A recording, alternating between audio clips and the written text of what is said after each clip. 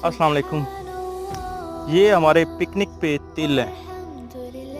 ये एक बेड पे तिल हैं, दूसरे बेड पे डेल्टाइटस पॉपुलर है और दरमियान में अभी फलदार पौधे लगाएंगे। और उसके बाद फिर अगला बेड जो है उस पे देसी तिल है। उसके बाद अगला बेड जो है ये पौधों के लिए हमने छोड़ा हुआ है, इस पे ये पॉपुलर डेल्टाइटस है और बाकी पौधे लगाएंगे। उससे अगला बेड जो है इस पे माशाल्लाह तिल हैं। ये पिकनिक पे हैं।